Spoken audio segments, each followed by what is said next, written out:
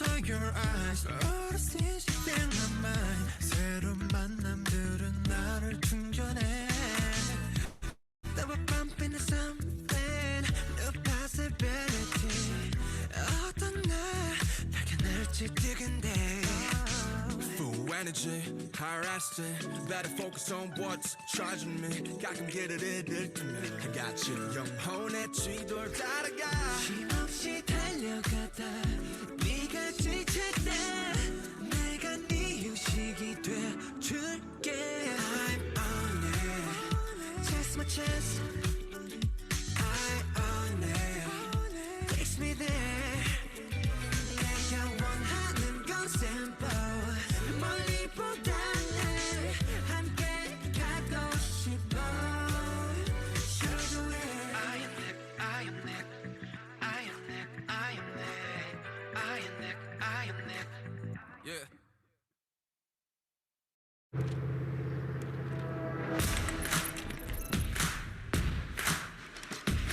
A real live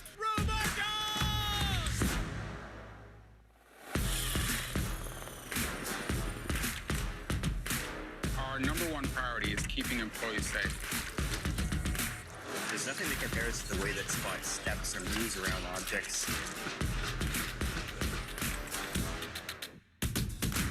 Traditional robots, it's impossible for them to get where we need them to go.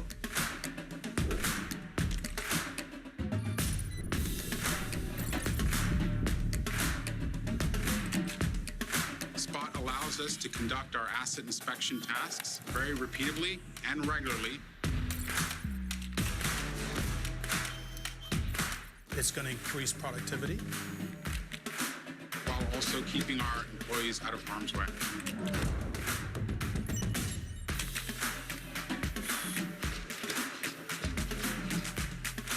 I believe that the opportunities and the possibilities are literally endless.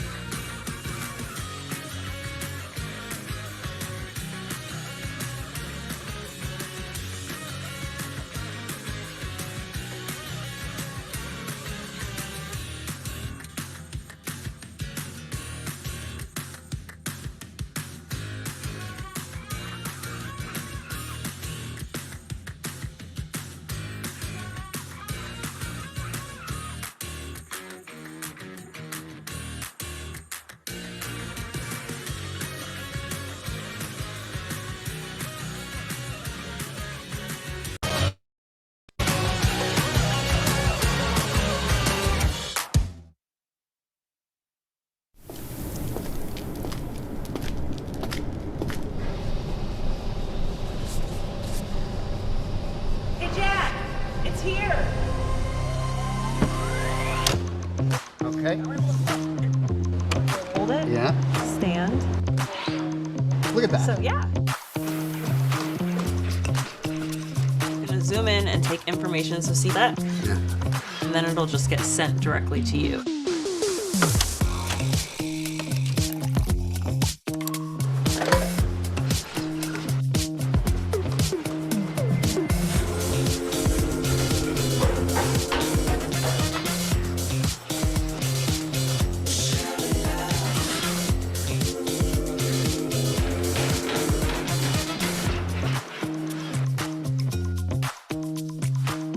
Boiler 3 is a little hot.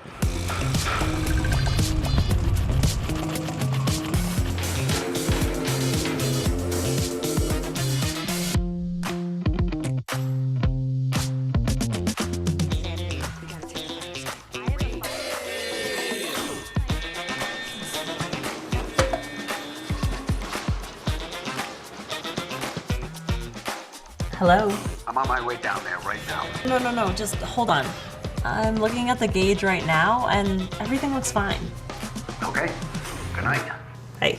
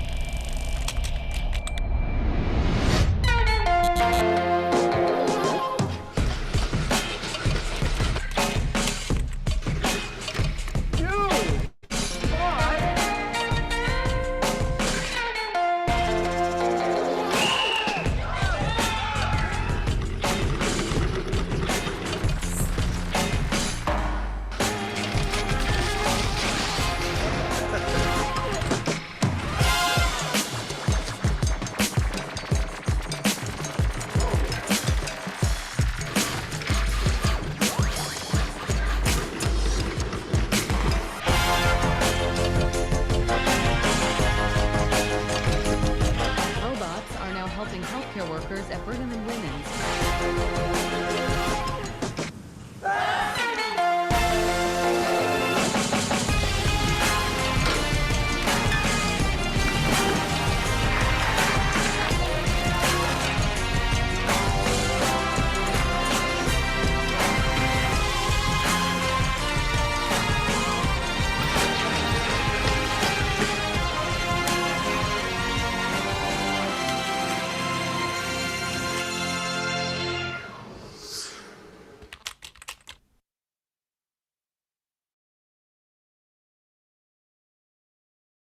Assalamualaikum warahmatullahi wabarakatuh. Selamat pagi. Waalaikumsalam warahmatullahi wabarakatuh. Pagi, Pak. Oke, tadi mungkin Anda sudah lihat beberapa video menarik ya dari Boston Dynamics terkait dengan robot-robot yang mereka kembangkan. Sebagian mungkin akan kita bahas beberapa feature ataupun kemampuan AI yang dimiliki oleh robot itu di diskusi kita hari ini. Saya share screen terlebih dahulu.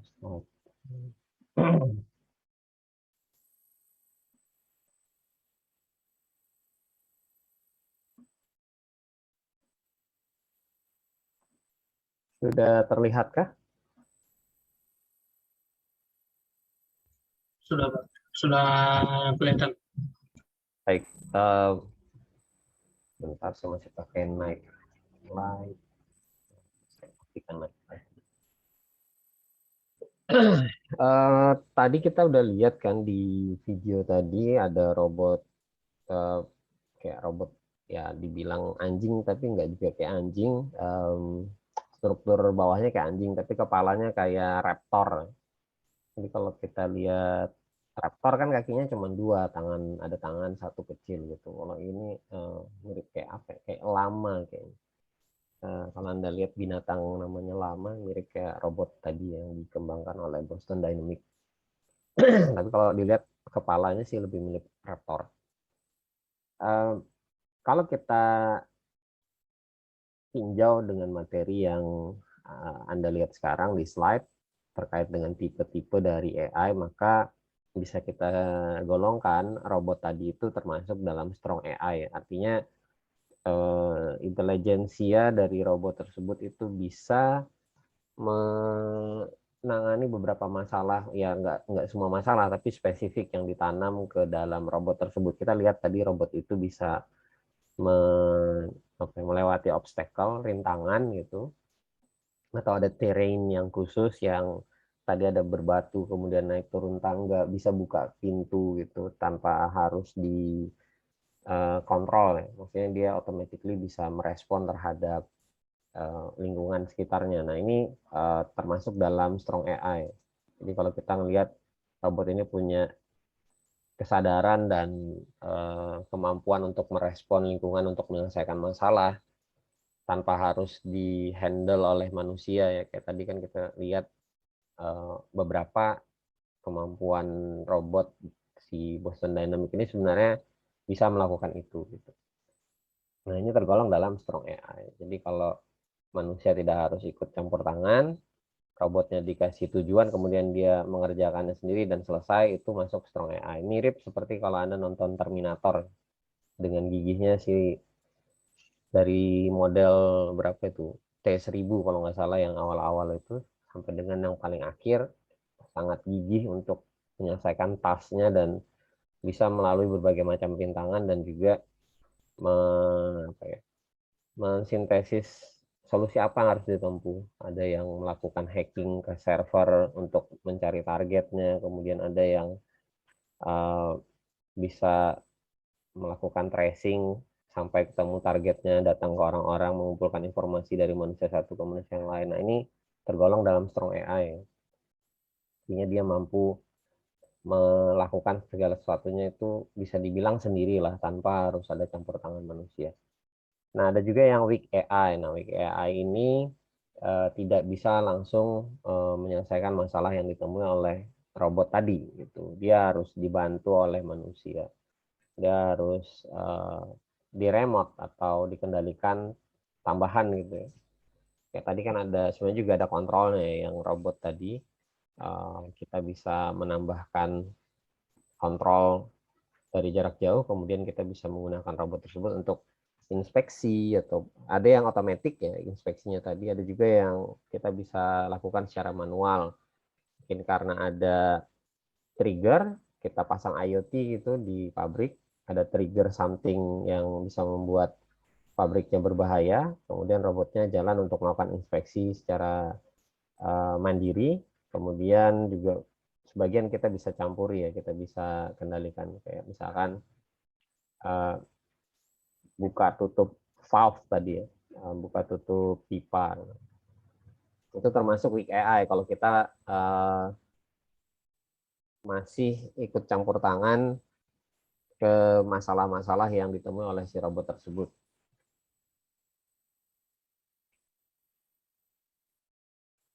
Nah, kembali ke klasifikasi dari robot yang intelek gitu, istilahnya intelligent robot atau robot yang memiliki intelijensia.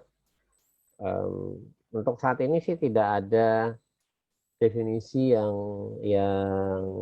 fix atau yang baku gitu ya terkait dengan robot yang intelijen itu seperti apa sih, atau robot yang cerdas itu seperti apa. Biasanya secara umum itu ada 4 tipe. Ada yang bisa berpikir benar-benar seperti manusia. Seperti kalau di sini dicontohkan Watson dan AlphaGo. Nah, Watson dan AlphaGo ini spesifik ya, dipakai buat, kalau AlphaGo buat main Go. Catur Go itu, catur Jepang. AlphaGo ini dipakai buat itu. Ya kerjanya cuma buat main catur aja.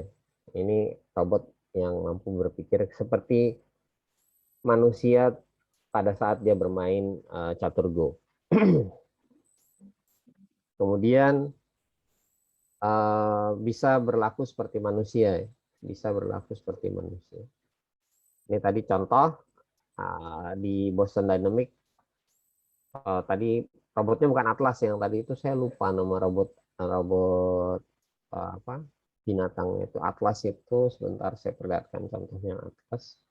Yang bisa parkur. Kalau Anda nonton di YouTube, ada robot yang bisa parkur, itu robot Atlas. Saya lihatin aja robotnya lagi parkur. Nah, ini robot Atlas. Robot yang humanoid, bisa parkur dan melakukan beberapa task yang cukup rumit. Bahkan manusia aja mungkin kalau parkur beberapa mungkin nggak bisa ya.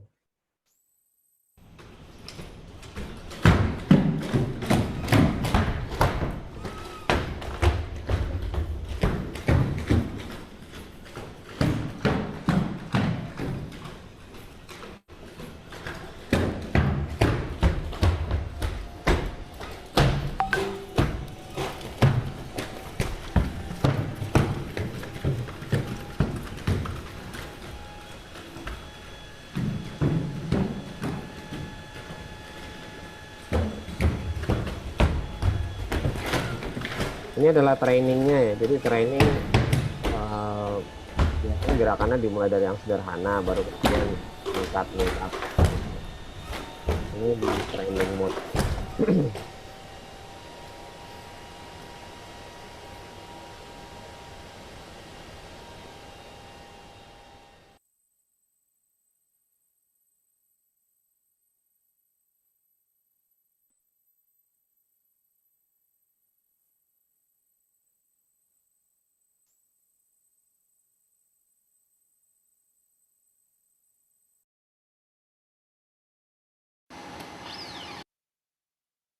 Kita coba lihat satu lagi yang mungkin lebih ekstrim.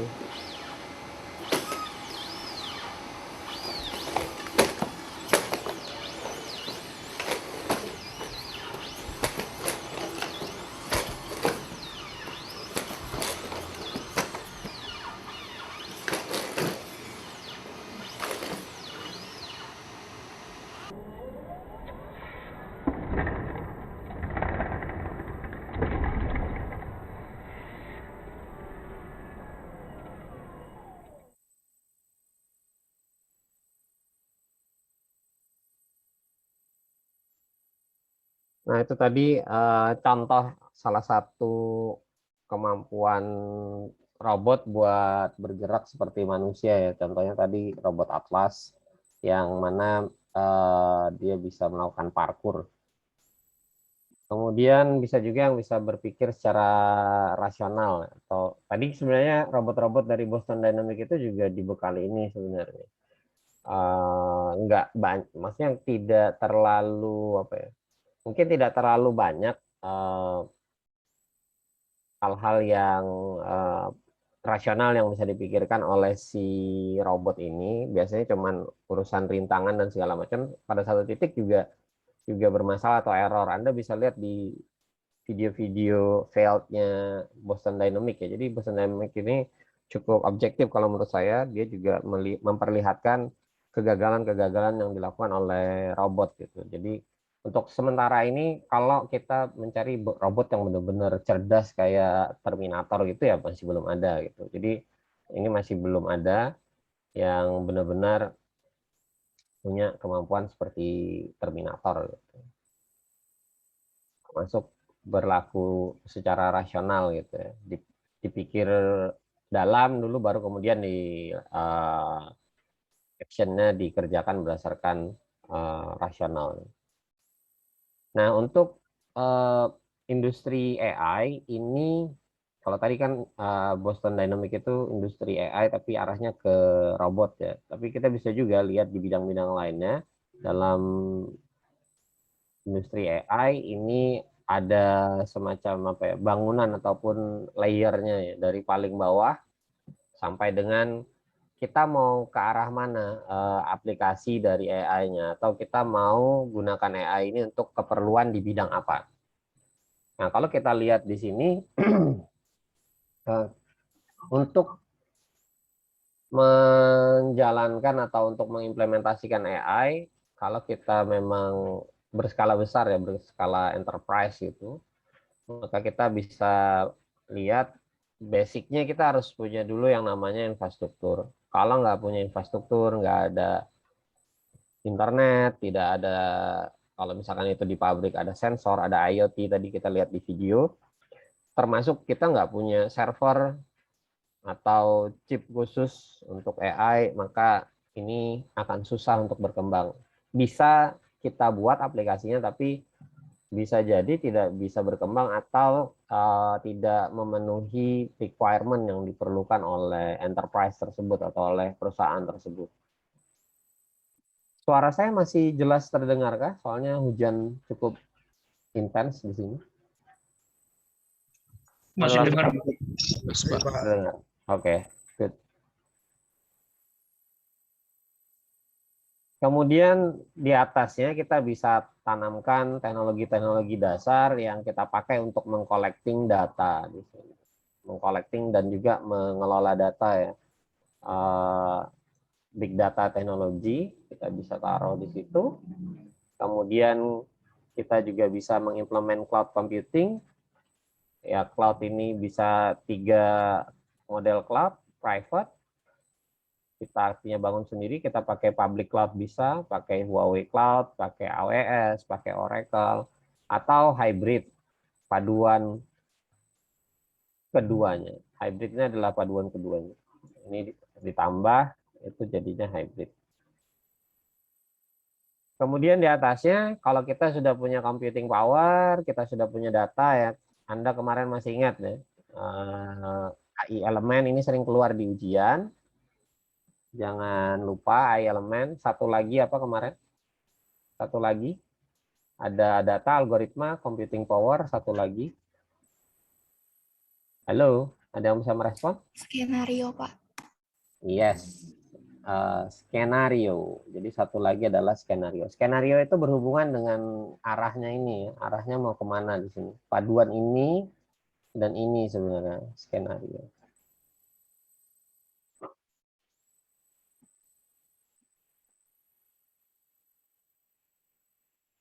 Jadi kita mau arahkan kemana AI-nya. Nah, ini sering keluar skenario, data, algoritma, dan computing power. Diingat-ingat. Setelah kita punya skenario data algoritma dan computing power, kita mau arahkan technical AI yang mau kita gunakan ini apa gitu. Tapi kita harus lihat ini ya, yang di atasnya ini. Kita mau arahkan kemana? Misalkan nih, kita mau ke arah finansial. Contoh finansial aja di bank. Ini barusan kemarin saya coba.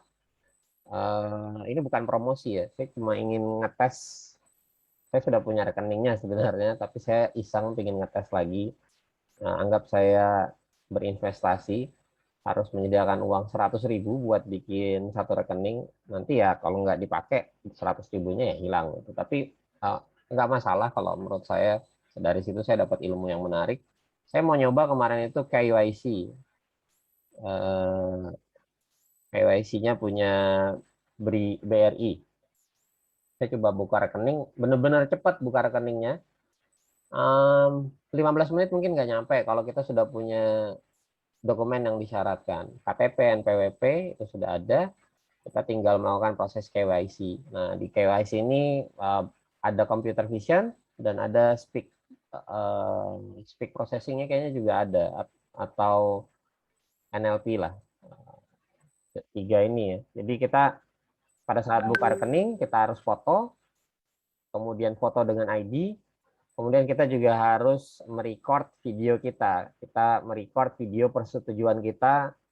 Kita mengucapkan dengan ini saya setuju untuk membuka rekening di Bank BRI. Nah, seperti itu. Tidak lama diproses, kemudian di-approve untuk buka rekening baru. Itu di finance ya, di keuangan. Kita bisa pakai, ini namanya kalau proses keseluruhannya namanya KYC, Know Your Customer. Menarik, ya. Buka rekening nggak nyampe 15 menit, di dalam ruangan, tidak perlu harus keluar, ngantri, capek, panas-panas, kemungkinan di jalanan bisa ketabrak atau bisa jatuh dari kendaraan. Jadi rekeningnya nggak perlu buku tabungan, tidak perlu repot ke bank, tadi juga menghindari kecelakaan dan yang lain-lain. So it's very useful kalau kita bisa memanfaatkan AI ini untuk berbagai hal. Yang lain-lain juga banyak ya. Tadi di Boston Dynamics dipakai buat healthcare. Tadi robotnya bisa dipakai buat mengukur suhu atau buat interview ke pasien COVID ataupun yang suspek COVID atau penyakit lainnya, bisa seperti itu. Nah, kalau saya mungkin banyak mahasiswa yang tahunya saya biasa dibawa di dua ini. Saya memang memulainya dari bawah. Saya memulainya dari bawah, baru saya ke arah atas. Jadi saya memulai karir ibaratnya di AI, mulainya dari bawah. Jadi kenapa saya banyak tahu bagian yang paling basic atau yang paling dasar, karena saya memulainya dari bawah. Saya tidak menyarankan Anda untuk memulainya dari bawah. Maksudnya itu cukup berat. Kalau ada yang mau mulai dari bawah ya silahkan. Cuman ya memang sangat berat ya. Butuh konsistensi dan juga totalitas untuk bisa memulai dari bawah. Kalau Anda memang mau mulainya dari atas juga nggak masalah gitu. Ini bukan sesuatu yang harus dari atas atau dari bawah gitu. Jadi Anda bisa mulai dari sini, kemudian Anda belajar AI-nya dari purpose-nya dulu atau tujuannya mau diarahkan kemana. Tapi kalau saya memang memulainya dari bawah baru ke atas. Kalau saya punya prinsip, kalau saya mulai dari bawah maka saya bisa tahu lebih detail dan saya bisa mengoptimize mulai dari bawah sampai ke atas. Itu prinsip saya. Nah, ini adalah sub-sub bidang dalam AI, ada computer vision, ada robot, ada computer grafik, multimedia, NLP tadi ya, natural language processing, speak processing, machine learning, data visualization, database teknologi, dan yang lain-lain. Ya, ini semua adalah sub bidang yang terlibat di dalam AI. Jadi cukup luas paduannya, tapi ini semua tidak akan berjalan kalau bawahnya itu nggak disupport. Jadi ini sangat penting sekali, harus ada.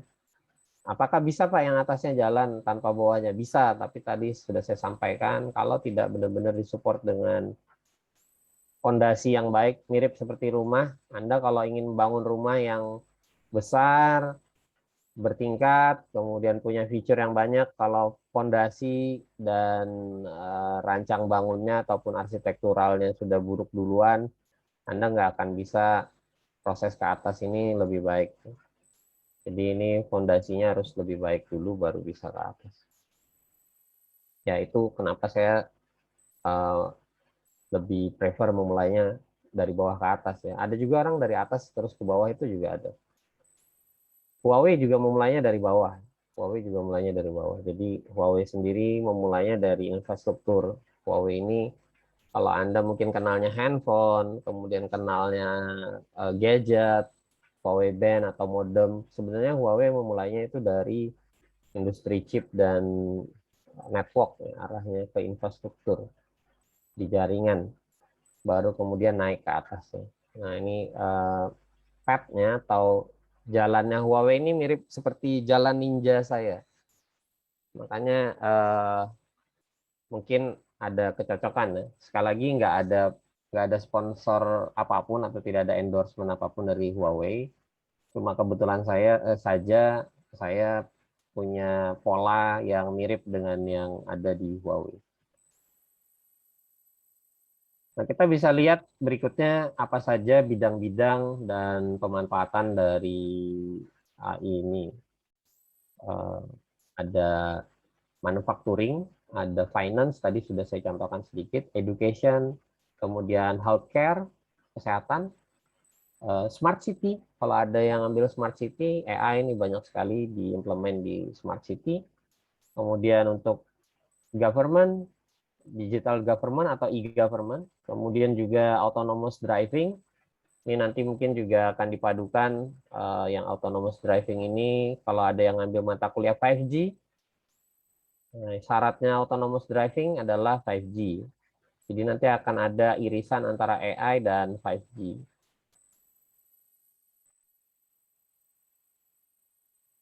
Kalau di manufacturing ini biasanya irisannya AI dengan IoT atau istilahnya AIoT. Ini lagi ngetren juga sekarang. Di finance tadi sudah kita contoh ada KYC. Di edu saya belum ada lihat ya contoh yang realnya seperti apa di edu. Selain yang pemanfaatan kayak sebenarnya kayak bidang keamanan, mungkin kemarin kita lihat kalau ada kawasan yang mau diamankan gitu ya, pakai kamera kita bisa embed dalamnya ada AI, kemudian ada alert dari situ. Di bidang kesehatan ini banyak sekali, ada pengolahan citra, kemudian kita juga bisa seperti ini ya, seperti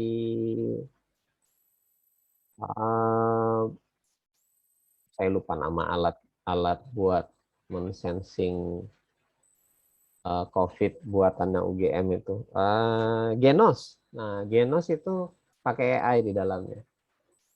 Genos ini tidak menggunakan unsur kimia atau biologis. Genos ini mencari pattern, mencari pola yang dibaca dengan AI, pola droplet di sensornya itu apakah itu mirip dropletnya orang yang kena COVID atau enggak. Nah, dia akan mencari pola seperti itu. Contoh yang di healthcare.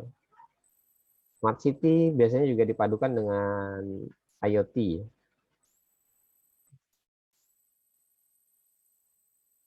Ya, ini nanti hubungannya ke sini. Bagaimana pemerintah mengelola kota atau citizen yang ada di kota tersebut. Silahkan yang mau ke toilet, yang mau ke kamar mandi atau ada keperluan mendadak, tidak perlu izin. kecuali nanti kalau dipanggil yang dipanggil untuk jawab pertanyaan atau something kalau saya manggil tertentu. Kemudian untuk teknologi atau skenarionya ya, mau diarahkan dengan teknologi AI apa gitu.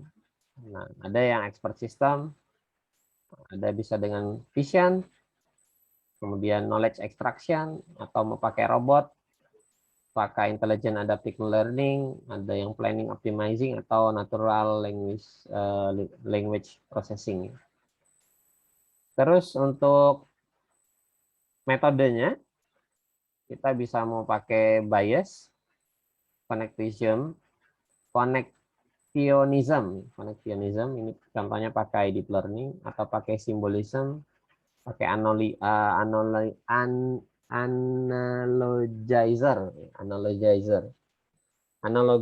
ini sebenarnya,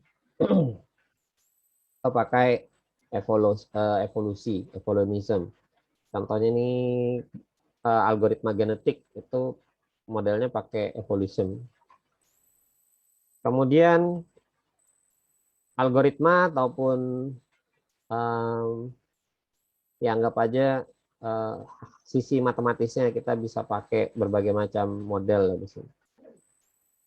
Tentu saja di sini paduan antara matematik dan statistik. Jadi algoritma-algoritma yang ada di sini ya isinya matematik dan statistik.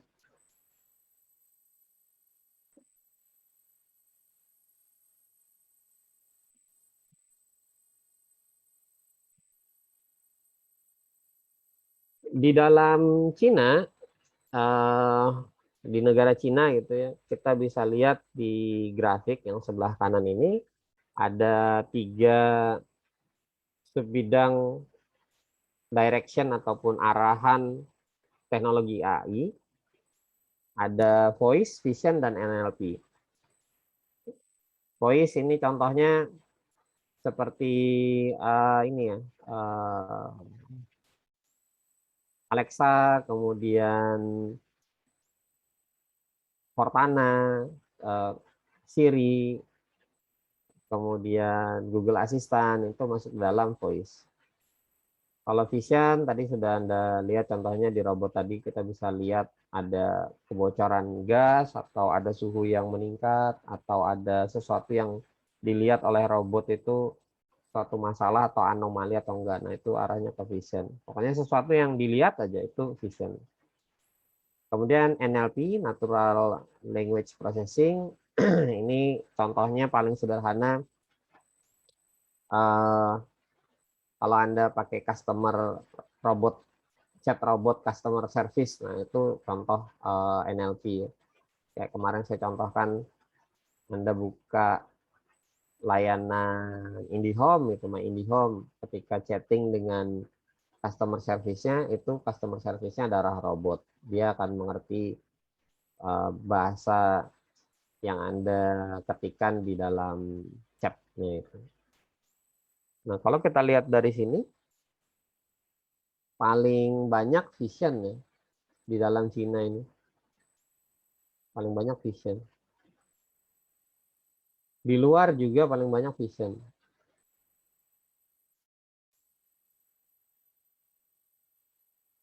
Paling banyak vision. Sebenarnya kalau kita mau fair, mau apa ya? Mau hitung-hitungan secara statistik lah ya. Hampir semua orang itu punya handphone, hampir semua orang itu punya Windows. Nah, kalau kita hitung seperti itu, sebenarnya yang paling banyak itu di sini. Speech processing. Cortana, kemudian Google Assistant, gitu. Siri, atau Alexa, ini kan semua produk yang terkait dengan speech processing.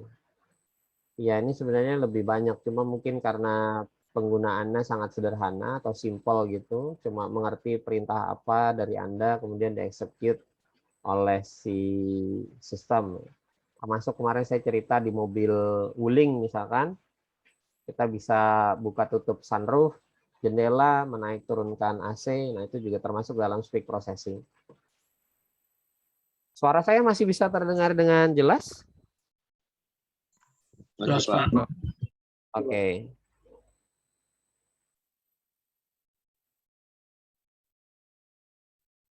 Nah, kita lihat salah satunya vision dulu. Karena vision mungkin yang paling banyak tadi di dalam statistik ini ya. Kalau ini nggak tahu kalau di tahun 2021 ini apa sekarang trennya. Contoh yang saya lakukan kemarin, Bank BRI, KYC ini banyak menggunakan ini. Contoh KYC, Know Your Customer. Anda buka rekening bank lewat mobile apps, Anda buka apapun, layanan-layanan yang ada duitnya, ada uangnya, pakai apps apapun, itu pasti dikenain ini ya KYC, dikenakan prosedur KYC. Harus foto Anda, kemudian foto dengan KTP, kemudian juga merekam video bahwa Anda menyetujui suatu layanan atau Anda menyatakan bahwa Anda membuka layanan tersebut. Nah, ini termasuk dalam vision, semua termasuk dalam vision. Kegiatannya apa aja sih ya? Biasanya pengenalan wajah gitu ya kalau di dalam KYC. Kemudian juga karakter recognition. Anda kan diminta foto pakai KTP tuh. Nah, di KTP atau foto KTP Anda atau NPWP kan ada nomornya. Nomor NPWP gitu. Nomor pajak ini. Kemudian nomor KTP atau nomor ID. Nah, ini bisa di-recognize dengan menggunakan ini OCR. Nah, nanti dipadukan dengan wajah Anda. Jadi ditempel gitu. Nomor KTP dengan muka Anda. Ya, ini muka manusianya gitu. Ini ditempelkan.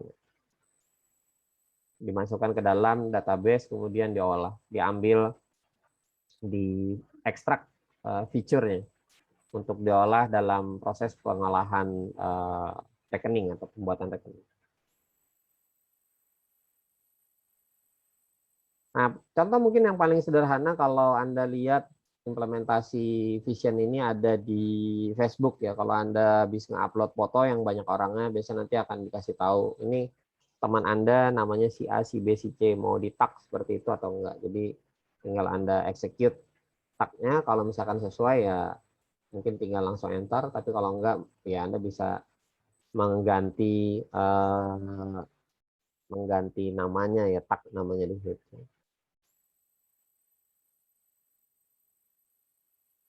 Nah, ini tadi sudah saya contohkan untuk verifikasi di KYC tadi. Kalau Anda coba buka rekening-rekening bank yang lewat online, atau Anda coba buka aplikasi apapun yang di dalamnya ada duitnya lah, intinya seperti itu. Selama ini saya perhatikan aplikasi-aplikasi yang di dalamnya itu ada transaksi keuangan, biasa Anda akan diminta untuk melakukan proses verifikasi dengan foto Anda dan ID Anda, KTP, NPWP, nomor SIM atau nomor paspor, nah itu yang akan digunakan. Kemudian juga sekarang beberapa sistem pengolahan foto itu juga ada ini biasanya. Kita bisa bikin smart album. Jadi kalau ada foto acak itu, kemudian kita mau arrange, sebenarnya di smartphone itu juga ada ya model kayak gini. Menu kalau di smartphone saya kebetulan ada. Jadi kita mau mengarrange menu, tapi ini beda ini ya. Kalau di handphone itu beda, bukan Vision pakainya. Saya belum tahu teknologi apa yang dipakai. Modelnya seperti ini juga. Jadi kita ini acak, kemudian nanti kita bisa arrange, di-execute oleh si sistem, yang tanaman-tanaman, yang makanan-makanan, kemudian yang bangunan, disendirikan gitu ya. Jadi sudah masuk dalam foldernya masing-masing, sudah rapi gitu. Kalau dulu kan kita masih sortirnya manual. Nah, di handphone juga ada seperti itu, menu gitu, begitu kita install banyak gitu kan, habis beli handphone baru, kita install misalkan 20 aplikasi atau 30 aplikasi, kita smart arrange gitu, nanti akan masuk ke foldernya masing-masing. Aplikasi game masuk ke game, aplikasi commerce masuk ke commerce, aplikasi untuk entertain atau untuk sosial media masuk ke sosial media dan entertain dan seterusnya. Kemudian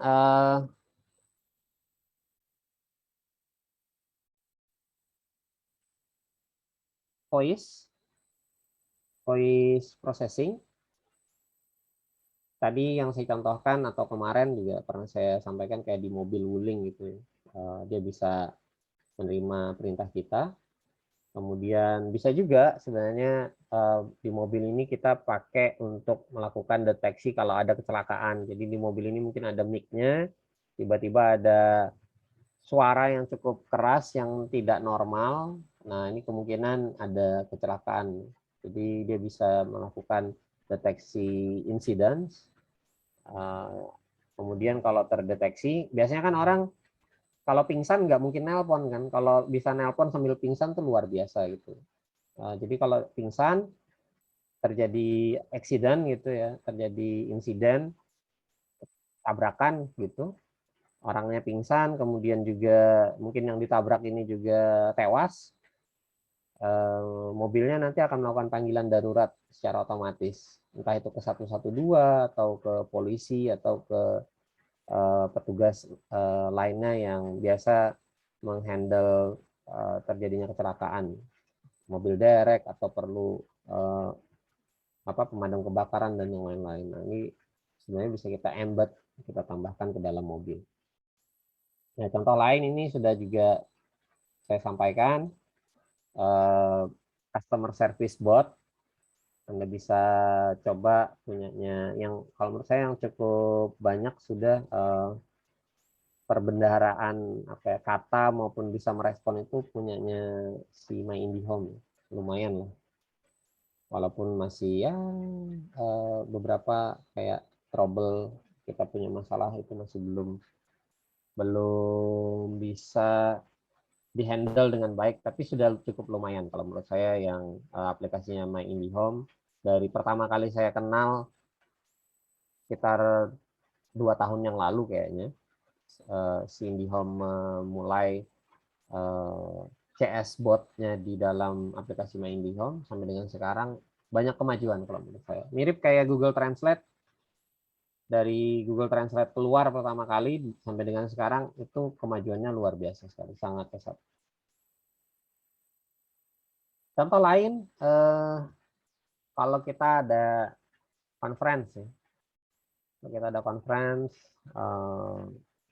kadang ada kata-kata ataupun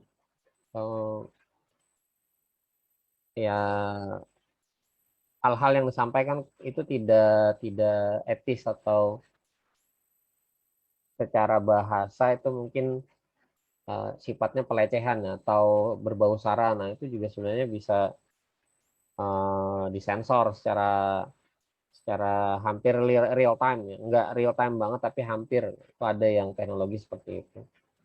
Atau kita mau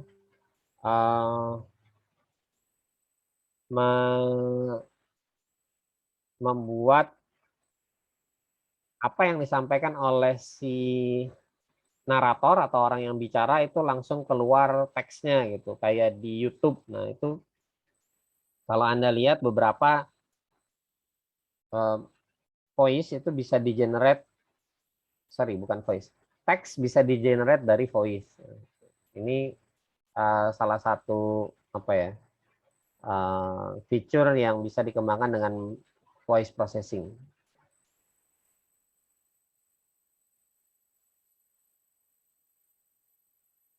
Atau kalau Anda mau latihan ini, beberapa kayaknya juga sudah mulai banyak aplikasi-aplikasi untuk latihan bahasa. Ini kayak contoh yang ada di sini. Jadi Anda bisa pronouncing, kemudian yang menilai pronouncing Anda ataupun latihan bertutur kata Anda itu adalah AI. Jadi yang melakukan adalah AI. bukan dinilai oleh telinga manusia lagi ya, tapi komputer yang melakukannya, apakah pronouncing ataupun pengucapan atau pelafalan suatu kata dari Anda itu sudah tepat. Nah, kemudian yang berikutnya NLP, Natural Language Processing. Contoh, ya ini tadi sih ya sebenarnya, penerjemahan, kemudian text mining, dan sentiment analysis. Ini ada mahasiswa saya juga yang pernah mengambil tugas akhir ini, bimbingan saya, dan sudah lulus juga S2 di UI, jadi dari ilmu komputer Unmul, kemudian lanjut ke UI. Tugas akhirnya adalah sentimen analisis terhadap sebuah produk dengan menggunakan Twitter sebagai inputnya. Jadi orang nge-tweet gitu, ditarik pakai API, sekian ribu tweet atau sekian juta tweet, kemudian baru dilihat sentimennya terhadap sebuah produk. Apakah sentimennya itu positif, negatif, atau netral gitu. Jadi kalau kita mau menilai sebuah produk, itu anggapan masyarakat seperti apa. Contoh tadi saya bilang IndiHome misalkan. IndiHome ini gimana sekarang posisinya? Apakah banyak komplain? Kalau banyak komplain itu arahnya negatif. Atau banyak pujian itu. Kalau pujian biasanya semakin banyak pujian positif. Tapi kalau kedua-duanya sebanding, positif dan negatifnya sebanding, maka dia masuknya bisa jadi adalah netral. Nah, ini contoh sentimen analisis yang sederhana yang kita bisa tarik dari Twitter atau kita tarik dari sosial media lainnya, komen-komen orang terhadap produk tertentu. Nah, ini akan semakin berkembang ya, NLP ini akan semakin berkembang. Bagaimana NLP ini bisa mengekstrak feature, maksudnya feature ini adalah bagian-bagian dari sebuah data ya. Kalau di sini NLP datanya berarti adalah data teks tadi. Kita bisa pakai untuk melakukan trend analisis juga gitu. Trennya gimana gitu, trendingnya.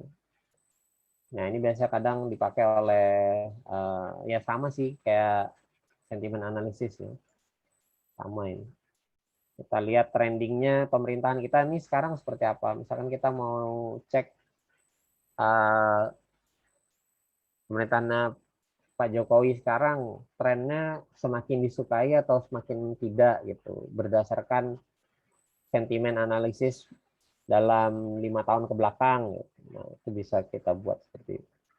Ya, ini cocok kalau ada yang mau bikin aplikasi untuk dijual ketika nanti mau mulai pencalonan presiden atau caleg atau pilkada gitu ya, kita bisa bikin text mining, kemudian dari situ kita bisa olah eligibilitas atau apa ya istilahnya, tingkat kepuasan pemilih lah terhadap calon-calon tertentu itu seperti apa. Nah, ini bisa dijual. Saya yakin kalau ada yang bisa atau mau membuat itu dalam setahun ini, pastinya nanti kan kapan ya? 2024 kan mulai pemilu. Nah, itu bisa Anda mulai jual dari sekarang atau mulai develop dari sekarang.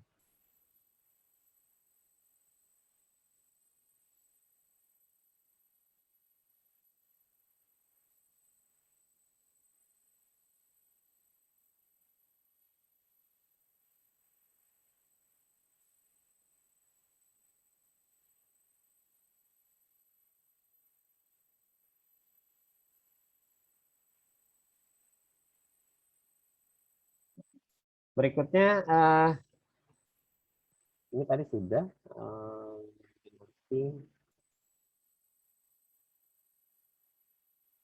Dalam bidang-bidang lain, contoh di bidang kesehatan, ya tadi saya sudah sebut di depan ada Genos. Genos itu bisa mendeteksi droplet, jadi dia tidak mendeteksi secara kimiawi ataupun secara biologis ya. Mendeteksi itu secara pattern atau pola yang timbul dari droplet orang yang menderita COVID dan orang yang normal. Jadi yang dipakai adalah pola dropletnya ke sensor. Ini contoh di bidang medicine. Atau ada juga yang bikin pengenalan, bukan pengenalan, rekognisi penderita COVID dari foto toraks atau ronsen paru-parunya. Ada yang seperti itu. Jadi, tapi kan kalau itu ini ya, tidak bisa langsung, maksudnya orang datang itu kemudian langsung cek gitu nggak bisa, karena kan kalau foto toraks itu perlu di ronsen dulu, kemudian nunggu hasil ronsennya keluar, hasilnya kemudian baru dilakukan penggalian data di situ atau baru dimasukkan ke dalam AI-nya. Nah, itu kan butuh proses panjang, tapi itu bagus juga dalam artian semakin banyak metode yang dipakai untuk melakukan deteksi penyakit, saya rasa akan semakin objektif kita dalam mengambil tindakan terhadap orang yang sakit tersebut. Jadi ya nggak masalah juga kalau misalkan ada yang melakukan proses deteksi COVID berdasarkan foto toraksnya dengan menggunakan aplikasi Vision terhadap citra dari hasil imaging atau hasil foto toraks atau paru-paru penderita COVID atau bukan COVID. Itu contoh yang sederhana saja ya. Yang lain-lain ya ada kayak gene sequencing, kemudian virtual assistant di medik, dan yang lain-lain. Kemudian di bidang keamanan, ini contoh, kalau kita punya kamera yang ada soundnya, misalkan di kelas ya, atau di selasar kelas gitu, mungkin ada kejadian siswa dibully sampai dengan parah gitu, maksudnya dibully sini dibully secara fisik ya atau verbal. Nah, jadi bisa bully fisik, bisa bully verbal. Kita bisa merekamnya ataupun kita bisa mendapatkan notifikasi dari kamera yang ada mic-nya tadi itu secara voice. Kalau itu ya kita masukkan ke voice processing berarti. Misalkan kalau bully itu gini, contohnya apa ya? Kalau saya tidak terlalu ini, misalkan ini di sekolah gitu atau di kampus ada yang bilang bodoh kamu, nah itu bulian sebenarnya, itu bulian. Kalau ada yang ngomong bodoh itu sebenarnya bulian. Nah, ketika ini ditangkap oleh sensor, ini masuk ke dalam violent voice ya, anggap aja seperti itu. Ketika itu masuk ke dalam sensor, berarti di situ ada yang membuli. Nah, ini bisa kita sampling atau bisa kita recognize suara ini punya siapa gitu. Mungkin dari sekian orang ini nanti bisa ketahuan ini mendekati misalkan 95% suaranya adalah orang yang ini ya, yang ini misalnya. Kemudian yang kesakitan ya suaranya yang ada di bawah ini yang dipukulin. Nah, kalau ada yang pernah kena bully waktu kuliah maupun waktu sekolah, SMP, SD, SMA, sistem ini sangat baik sekali kalau menurut saya. Kita bisa mencegah pembulian sejak dini. Dan sekolah juga ataupun kampus bisa membina siswa maupun mahasiswa yang melakukan proses bully, dan juga yang dibully ya tentu saja juga harus dipulihkan. Nah, ini kita bisa proses dengan menggunakan voice atau kita proses dengan menggunakan image. Kalau misalkan image-nya sudah seperti ini kan berarti ada orang yang berkumpul terlalu dekat. Orang yang berkumpul terlalu dekat, jadi ini diproses dengan vision. Yang dua ini diproses dengan NLP dan sound. Sound processing.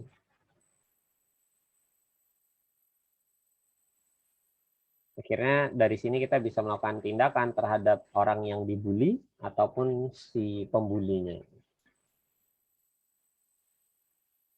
Smart home banyak banget aplikasi yang bisa kita implement. Contoh mungkin paling sederhana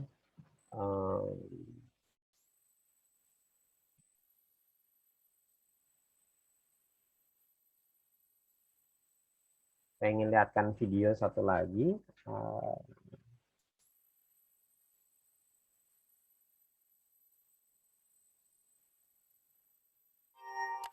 Get a real-time bird's eye view of your projects. Create project plans in one click. See the Nah, ini contoh AI di rumah. Ya, ini housekeeping-nya dengan menggunakan robot. Tinggal siapkan tempat buat si robot ini parkir.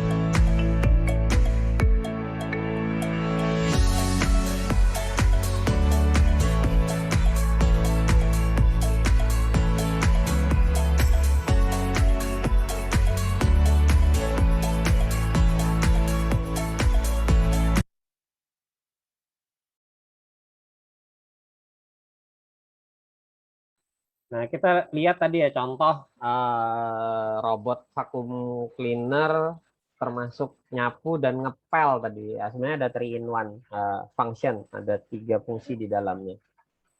Sebagai penyapu, buat ngepel, dan juga menyedot kotoran yang tadi kita lihat. Ya, ngetesnya gitu ya. Kasih aja kotoran, tapi kotorannya ditimbang dulu, nanti setelah selesai, begitu masuk ke dalam penampungannya ditimbang lagi sudah berapa debu ataupun kotoran yang di-collecting oleh si robot. Kalau tadi misalkan 100 gram, begitu ditimbang kembali jadinya 99. Jadi ada 1 gram masih debu itu yang ada di lantai. Kalau menurut saya fine ya. Kita juga nyapu kadang tidak bisa 100% bersih juga. Nah, contoh lain yang juga menarik, mungkin kalau di rumah sudah punya sistem smart home gitu, kayak Alexa, kemudian juga contoh lain apa ya, Tuya. Nah, kalau Anda punya layanan kayak Tuya itu, dia menyediakan platform smart home, biasanya dipakai buat ini, buat kalau Anda mau bikin kos-kosan atau rumah yang dikontrakan, tapi Anda nggak perlu jaga di situ. Semua bisa otomatis dilakukan oleh sistem, termasuk mulai dari kunci pintu, kemudian juga nyala mati lampu, dan segala macam. Nah, kalau yang beberapa yang pernah saya perhatikan itu contoh paling sederhana, kita bisa voice command ya. Misalkan kayak platform Alexa yang dimiliki oleh Amazon, itu kita bisa pakai untuk misalkan mengaktifkan AC gitu, atau menyalakan lampu, atau menaik turunkan suhu AC gitu ya, dan yang lain-lain. Ini contoh saja di dalam smart home atau home appliance. Ya, tadi contoh home appliance robot vacuum cleaner tadi.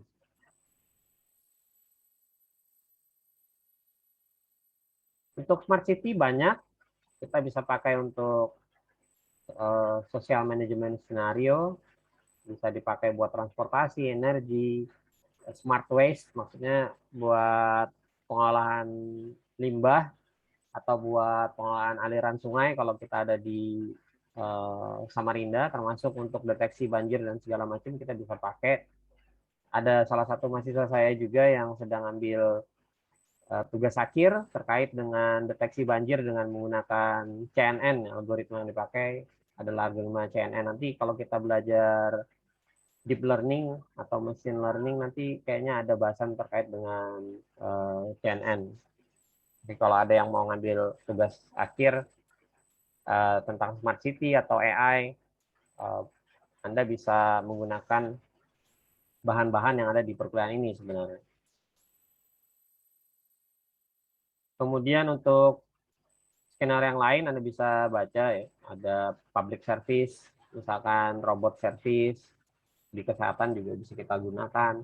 Kemudian untuk industri, misalkan untuk industri pertanian kita bisa pakai precision farming, yang nyiram sudah bukan manusia lagi. Gitu. Kemudian untuk individu, misalkan untuk edukasi tadi juga sudah ada contohnya. Jadi untuk smart city ini implementasinya luas sekali sebenarnya, bukan hanya untuk pemerintahan saja, tapi juga untuk sebenarnya smart city ini kan tujuannya buat rakyatnya sejahtera ya. Tujuan smart city itu buat kita sebagai rakyat jelata itu sejahtera, hidup nyaman, kemudian nggak khawatir, kualitas hidup juga semakin hari semakin meningkat. Kemudian contoh di dunia retail, itu kalau kita belanja ke Indomaret, ke Alfamart, nah itu retail contohnya. Atau kalau ada yang suka ke tempat lain, ada Eramart, ada Mart-Mart yang lain, nah itu retail. Tapi kan Mart-Mart ini masih dijagain manusia ya. Kalau Anda pergi ke Lotte, Anda pergi ke Hypermart, itu semua masih dijaga oleh manusia. Amazon punya salah satu platform untuk seperti ini ya. Amazon, namanya Amazon, saya lupa sebentar. Amazon Go. Coba kita lihat videonya, mudah-mudahan ada Amazon Go. Jadi Amazon Go ini benar-benar nggak ada orangnya gitu, nggak ada, maksudnya nggak ada yang jaga toko. Kayak apa ya? Kayak kalau kita mungkin lebih cerdas lagi ya di sekolah. Saya nggak tahu sekolah Anda ada nggak model warung kejujuran. Ya? Kalau ini sih bukan warung kejujuran. Anda disensor di sini. Tidak berbasis yang kejujuran. Kalau menurut saya warung kejujuran itu jauh lebih bagus teknologinya ketimbang Amazon Go ini. Tapi ya tidak semua orang jujur kan, masalahnya di situ. Nah, kita lihat contoh Amazon Go. 4 years ago, we started to wonder, what would shopping look like if you could walk into a store, grab what you want, and just go? What if we could weave the most advanced machine learning, computer vision, and AI into the very fabric of a store so you never have to wait in line? No lines, no checkouts, no registers. Welcome to Amazon Go. Nah, jadi disampaikan oleh naratornya di dalam Amazon Go ini groceries atau kayak toko Alfamart, Indomaret dan sejenisnya gitu, tidak ada proses check out. Check out itu maksudnya barang yang sudah Anda ambil diperiksa di kasir kemudian dihitung di situ. Kemudian juga nggak ngantri, jadi Anda masuk itu pas pada saat masuk aja Anda melakukan scanning ya. Mana tadi contoh?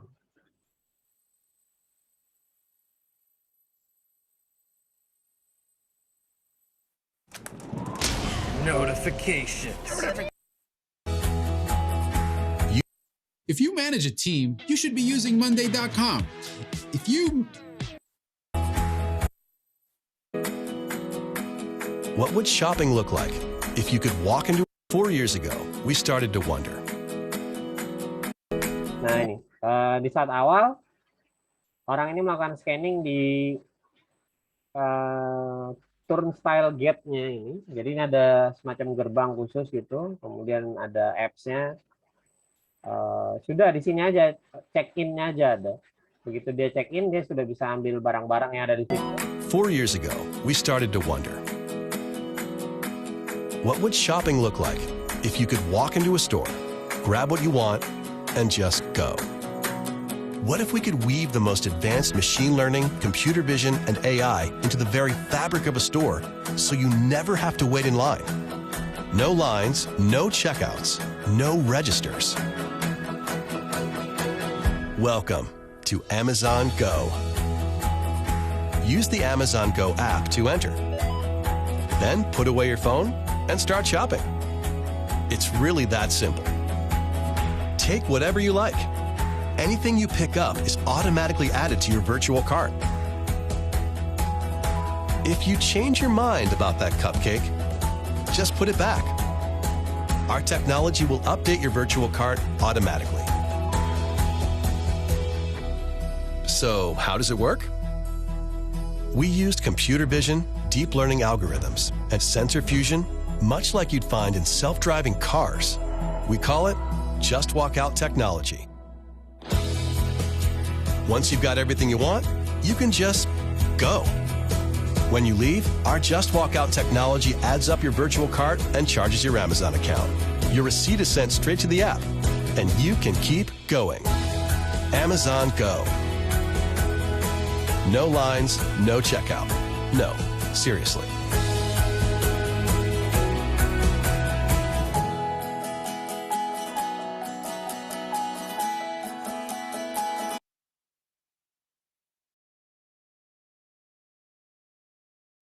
Nah, tadi Anda sudah lihat kan, tidak ada antrian, tidak ada check out, semua tinggal ambil barang, kemudian automatically si Amazon Go ini akan langsung menghitung di dalam account Amazon Anda gitu. Jadi kalau Anda punya kredit atau punya saldo, nanti akan dipotong berdasarkan barang-barang yang Anda ambil.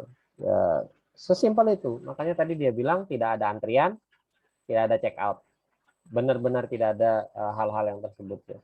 Tidak ada juga yang jaga kecuali yang naruh barang ya. Kalau tadi ada di dalam video itu ada petugas Amazonnya yang naruh barang-barang yang kosong. Jadi kalau dia restocking atau revolving ya pasti ada petugasnya datang ke situ. Mungkin suatu saat nanti, mungkin ya, maybe Amazon ini kan terkenal sebagai salah satu toko, dulunya toko buku online terbesar di dunia.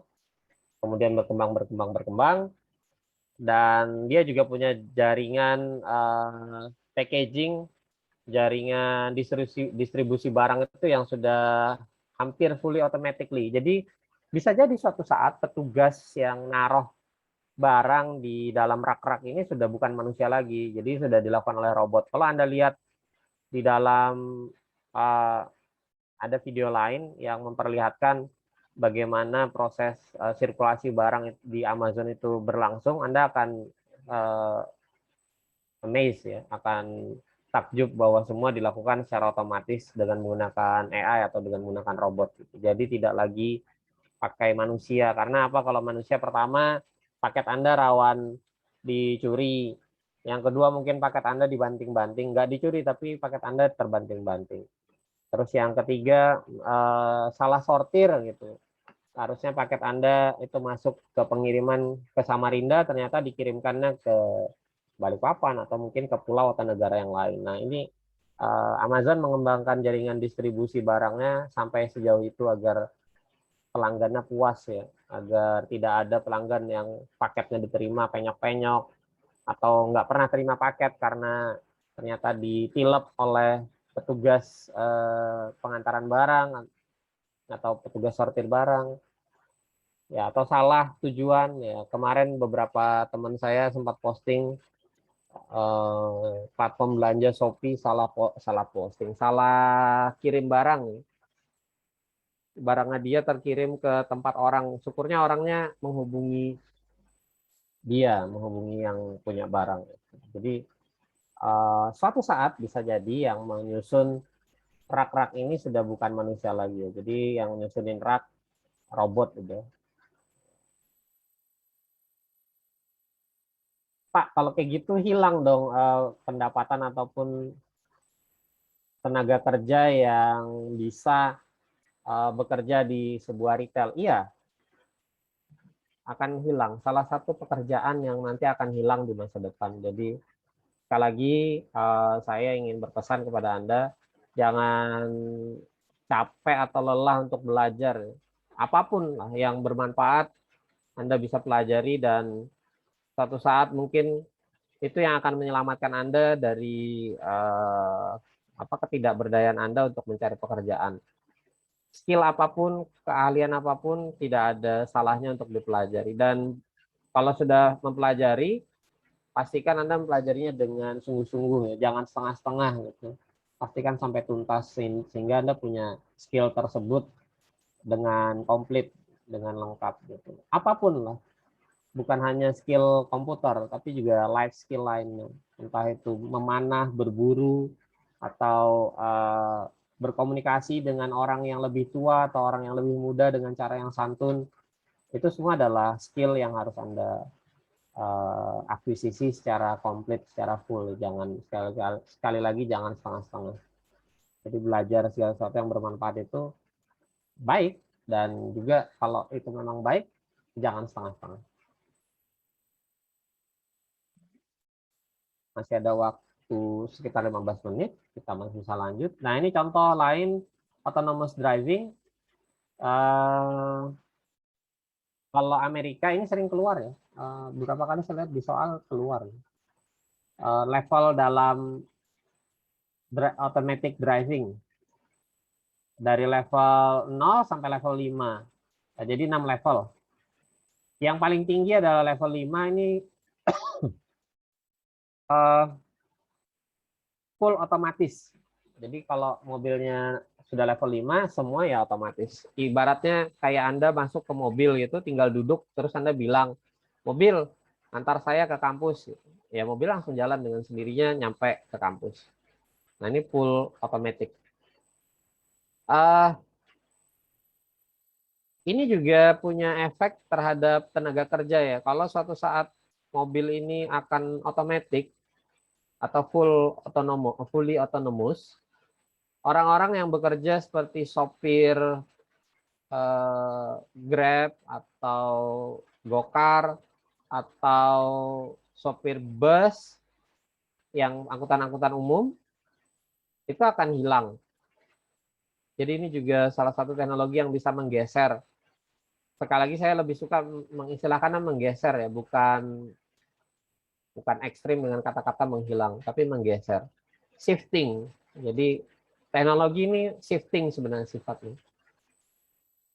Jadi shifting, tidak ada lagi sopir, semua digantikan oleh AI.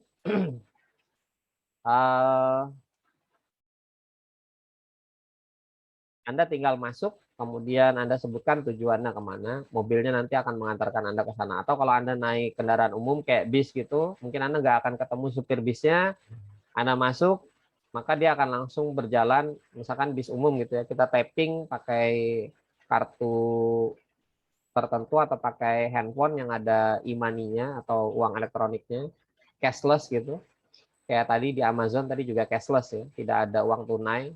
Ya secara kesehatan malah lebih aman kan, tidak ada transaksi dengan manusia. Kalau lagi zaman pandemi atau COVID kayak gini, setidaknya akan mereduksi kemungkinan kita tertular oleh orang-orang yang ada di sekitar kita. Nah, kalau misalkan itu masih pakai supir bis ya, kalau tadi bisnya otonomous, ya kasihan supir bisnya itu rentan terhadap kena COVID gitu. Jadi masuk nggak ada sopir, kemudian juga kita sebagai penumpang mungkin lebih aman. Beberapa kejadian tabrakan itu kan disebabkan oleh sopirnya ngantuk, sopirnya ugal-ugalan, gitu. Atau ada hal yang lain, sopirnya mungkin gagal fokus, di rumah ada masalah, atau entah something yang terjadi sehingga dia tidak bisa fokus dengan jalanan, akhirnya terjadi kecelakaan. Tapi kalau robot, AI, kemungkinan itu bisa direduksi. Kemungkinan tadi bisa direduksi. Walau tidak menutup kemungkinan ada satu titik mungkin AI atau robot ini juga failed atau error. Tapi setidaknya hal-hal yang terkait dengan emosional, misalkan emosi supir tidak stabil, supir lagi emosi mungkin masalah di rumah sehingga dia tidak fokus, atau ngantuk, nah itu kan tidak berlaku untuk AI atau robot. Jadi lebih safe. Nah, sekali lagi pertanyaannya, Pak, kemana itu orang sopir tadi kalau misalkan dia nggak bisa kerja jadi sopir lagi karena sudah digantikan robot. Nah, ini saya punya keyakinan kalau orang ini punya gigih dalam bertahan hidup, pasti akan bisa mencari pekerjaan yang lain. Ini juga yang ingin saya sampaikan, penting buat Anda menguasai skill-skill yang menunjang Anda lah di masa depan. Punya lebih dari satu keahlian itu lebih baik. Misalkan Anda cuma punya keahlian di bidang komputer saja, begitu komputer semua sudah zamannya 5-10 tahun ke depan itu buat aplikasi sudah sederhana loh, nggak seribet sekarang. Iya, di beberapa tempat sebenarnya sudah disederhanakan. Ada yang istilahnya low code.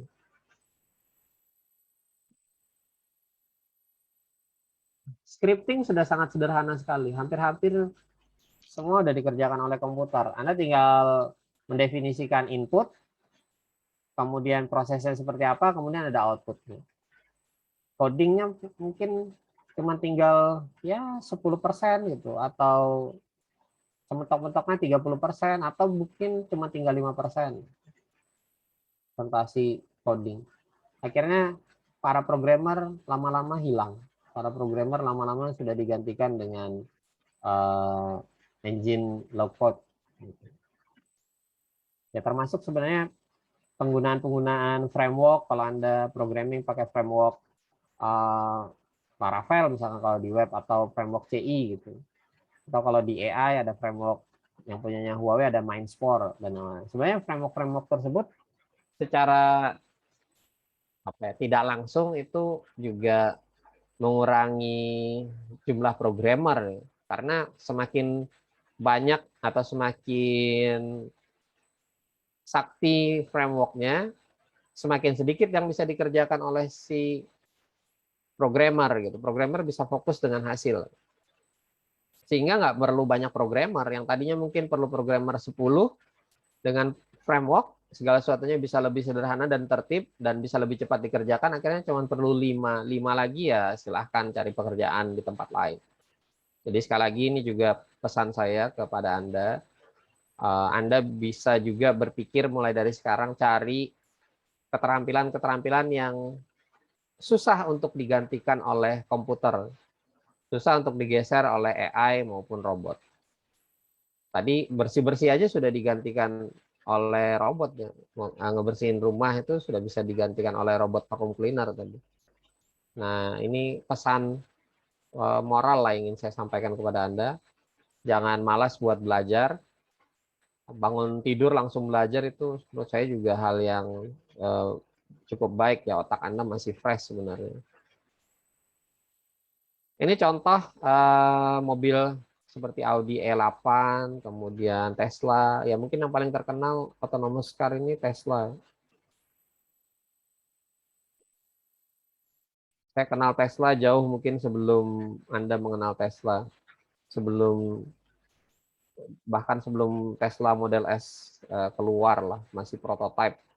Saya punya keyakinan dulu Tesla ini akan jadi sebesar sekarang, dan ternyata benar. Karena orang yang di belakangnya itu juga orang yang membesarkan eBay. Kemudian sekarang bosnya Tesla ini misinya ke ruang angkasa sekarang.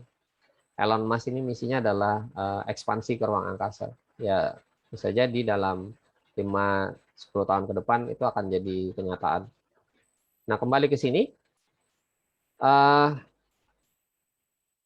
Beberapa mobil ini sudah sampai ke level 3 ya.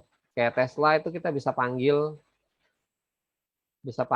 ke arah kita. Kalau misalkan kita parkir, misalkan nih saya parkir di Mall SCP itu. Parkir, kemudian saya masuk ke Mall SCP, kemudian saya ke tangga, kan keluar masuk parkirnya di tangga itu.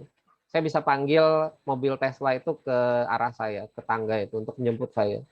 Bisa seperti itu. Anda kalau mau cek bisa lihat di ini, bisa lihat di YouTube, itu ada beberapa video yang terkait dengan Tesla. Ini bisa parkir sendiri dan juga bisa diparkir ke arah bisa dipanggil ke arah kita dari parkiran. Apa saja yang bisa dirubah oleh AI? Nah, ini tadi terkait hal-hal yang mungkin juga akan mengurangi jumlah tenaga kerja di situ. Ya, ini kita bisa lihat ada dari sektor publik, maksudnya itu pemerintahan. Ya. Pemerintahan itu kan banyak layanan. Nah, layanan itu kita bisa rubah dengan menggunakan AI sebenarnya. Jadi PNS pun mungkin suatu saat akan dikurangi. Ya, termasuk pernyataan Presiden kita akan mengurangi jumlah PNS. Edukasi, ya ini juga kita bisa pakai ini. Jadi suatu saat Anda akan diajari oleh robot. Kemudian healthcare tadi sudah dicontohin. Kemudian media, contohnya ya inspeksi, farmasi dan yang lain-lain. Ya ini Anda bisa ingat-ingat. Berarti Anda kalau mau selamat nggak digeser oleh AI di masa depan, pertama Anda harus bisa lebih pintar daripada AI. Yang kedua, Anda cari bidang-bidang ataupun pekerjaan yang tidak ada AI-nya di situ atau tidak bisa digeser oleh AI sama sekali. Contoh nih, yang hampir-hampir nggak bisa digeser oleh AI, merawat orang tua. Nah, jadi perawat khusus untuk merawat orang tua. Karena konon katanya di masa depan orang tua ini akan semakin banyak jumlahnya, walaupun ada pandemi COVID sekarang, yang mana banyak orang tua yang meninggal, tapi tetap di masa depan akan banyak orang tua karena umur orang akan semakin panjang, sehingga perlu orang yang bisa merawat orang tua makin banyak. Nah, Anda bisa latihan dengan ngerawat orang tua Anda dulu. Gitu. Ya, nanti Anda bisa ambil license atau bisa ambil pelatihan untuk merawat orang tua. Ya, harus ada license-nya kalau untuk jadi tenaga kerja, harus ada sertifikasinya. Ini contoh saja, karena AI tidak akan mungkin bisa seperti manusia ya, bisa punya empati, bisa punya perasaan gitu. Kalaupun ada, saya yakin tidak akan bisa menyamai manusia empati atau perasaan dari AI. Yaitu rekayasa perhitungan matematis saja sebenarnya. Jadi sekali lagi, kalau ada yang punya orang tua, Anda bisa latihan, ya bukan latihan sih, harusnya itu kewajiban. Anda anggap saja kewajiban Anda itu sebagai bagian dari latihan. Kalau Anda mau, salah satu pekerjaan yang tidak bisa digeser oleh AI itu adalah mengurus orang tua. Nah, Anda bisa mulai itu dengan orang tua Anda masing-masing di rumah. Kemudian kalau kita lihat dari perkembangan AI, ini sebenarnya AI masih dini, masih tahap awal gitu, masih bisa dibilang belum cukup berkembang, belum mature. Gitu. Belum mature. Kenapa belum mature ya? Karena belum sampai ke intelijensia yang kognitif. Di sini kalau sudah sampai sini ya kayak mobil tadi benar-benar bisa jalan sendiri, kemudian robot parkur tadi mungkin sudah bisa parkur di atas atap dan juga melakukan gerakan yang lebih kompleks lagi. Dia bisa belajar melakukan gerakan-gerakan yang lebih ekstrim yang biasa dilakukan oleh manusia. Nah, itu bisa dibilang sudah sangat jauh perkembangan AI.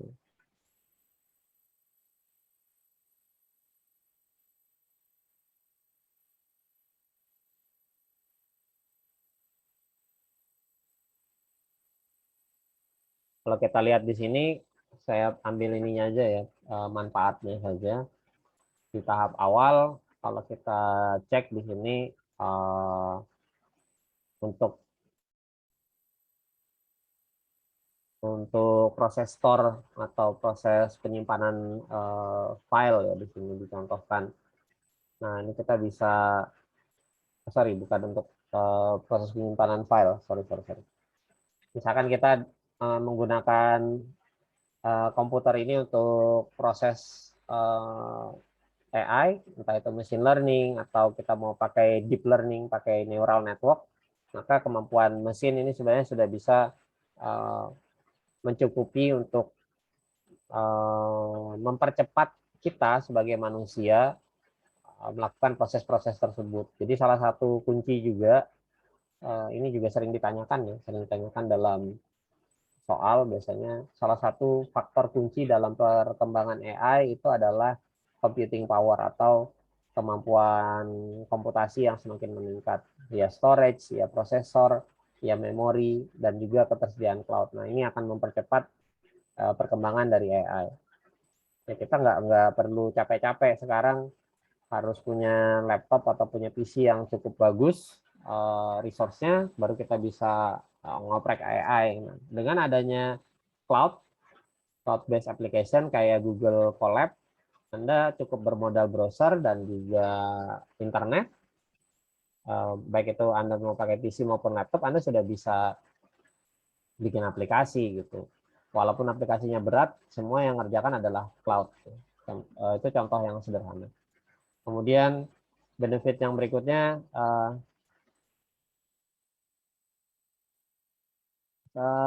di layanan-layanan cloud itu sebenarnya sudah banyak tersedia fitur-fitur yang bisa kita gunakan untuk mengolah data-data yang ada di baik itu dalam dataset maupun data-data yang real ya. Jadi kita bisa mengerjakan segala sesuatunya jauh lebih cepat. Kita tinggal berikan data-data tersebut untuk diproses training. Kemudian dari training model itu kita mau tuning atau kita mau pakai langsung untuk data yang lainnya itu juga bisa. Sehingga ini akan lebih efisien pekerjaan kita terkait dengan pemanfaatan AI. Nah, ini sudah lumayan lah, sudah banyak fitur-fitur tersebut ada di dalam cloud. Walaupun mungkin masih tetap perlu kita pilih-pilih dan juga tidak 100% memenuhi ekspektasi kita, tapi sudah cukup lumayan. Sudah low code juga. Artinya tidak banyak pengkodean yang harus kita lakukan atau scripting. Nah, harapannya ketika kita sudah bisa menggunakan tersebut, ini bisa menggantikan pekerjaan kita gitu.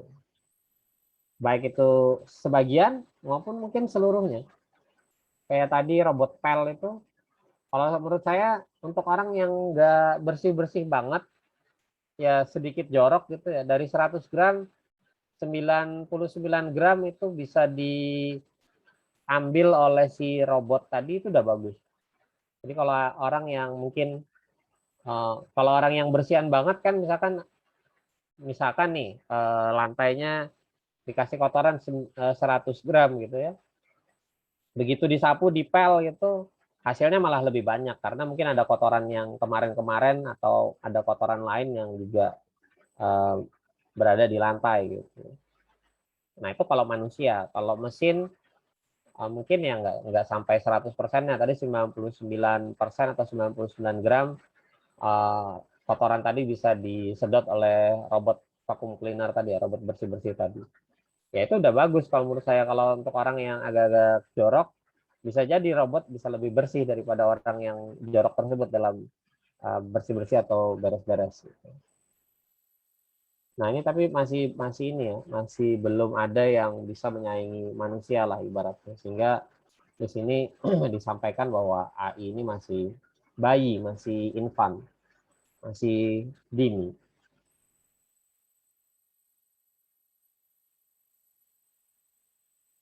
Oke, udah jam 9. Kita bisa lanjut ini nanti untuk pertemuan berikutnya terkait dengan bagaimana strategi pengembangan AI oleh Huawei, kemudian apa-apa saja mungkin yang didispute atau hal-hal yang terjadi pertentangan ya di dalam AI, atau hal-hal yang bisa menimbulkan kesalahan persepsi di AI. Dan yang terakhir mungkin minggu depan kita bisa juga selesaikan prospek dari AI ini seperti apa sih? Apakah cerah, apakah suram, atau mungkin biasa-biasa saja. Tadi saya sudah sebutkan ya beberapa prospek pengembangan dari AI. Kalau misalkan nanti di 2024 ada pilpres, ada caleg, ada pilkada dan yang lain-lain, Anda bisa jualan aplikasi yang berbasis AI untuk mengetahui sentimen seorang caleg atau seorang presiden ya, seperti apa di mata masyarakat, mungkin dengan menggunakan data-data dari sosial media yang Anda tarik, kemudian Anda lakukan proses mining di situ, kemudian dinilai sentimennya. Nah, ini bisa dijadikan jualan, yaitu prospek kalau menurut saya. Ya, nanti akan kita diskusikan lebih lanjut di pertemuan yang berikutnya. Sampai sini ada yang mau ditanyakan mungkin?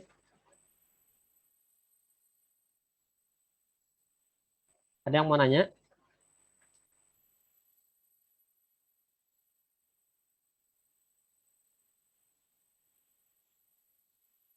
Halo, halo.